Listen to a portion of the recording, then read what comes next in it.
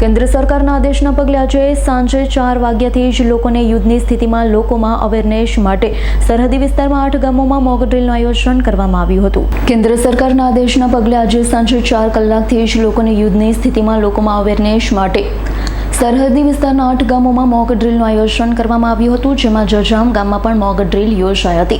વહીવટી તંત્ર દ્વારા સરહદી વિસ્તારમાં યુદ્ધની સ્થિતિ ઉદ્ભવે તો કઈ રીતે બચી શકાય અને સલામત સ્થળે ખસી શકાય તેમજ વહીવટી તંત્રને કઈ રીતે મદદરૂપ થઈ શકાય તે માટેનું આયોજનબદ્ધ તૈયારીઓ કરવામાં આવી હતી, જેમાં જજામ ગામમાં મંદિરનો કામચલાઉ ધોરણે કંટ્રોલ રૂમ તરીકેનો ઉપયોગ કરવામાં આવ્યો હતો, જેમાં સાયરન વગાડી લોકોને હુમલાની જાણકારી આપવામાં આવી હતી।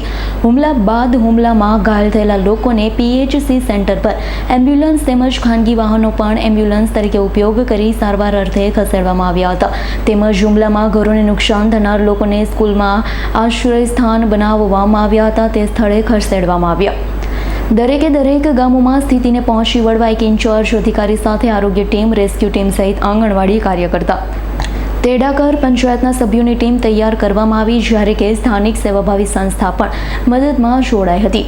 યુદ્ધ સહિતની સ્થિતિમાં લોકો માટે ફૂડ પેકેટ સહિતની પણ વ્યવસ્થાઓનું આગોતરું આયોજન કરવામાં આવ્યું। સાંજે 4 વાગ્યાથી અવેરનેસ જાગૃતિને લઈ લોકોને સાયરન દ્વારા સચેત કરવામાં આવ્યા અને લોકોને ઘરની બહાર નહીં નીકળવાની પણ સૂચનાઓ આપવામાં આવી હતી। સરહદી ગામોમાં જિલ્લા ઉચ્ચ અધિકારીઓ પણ જોડાયા હતા। વિરેન્દ્રસિંહ જાડેજાનો રિપોર્ટ, S9 ન્યૂઝ, સાંતલપુર। અમારી તમામ માહિતીથી અપડેટ રહેવા માટે જોડાયેલા રહો S9 ન્યૂઝ સાથે।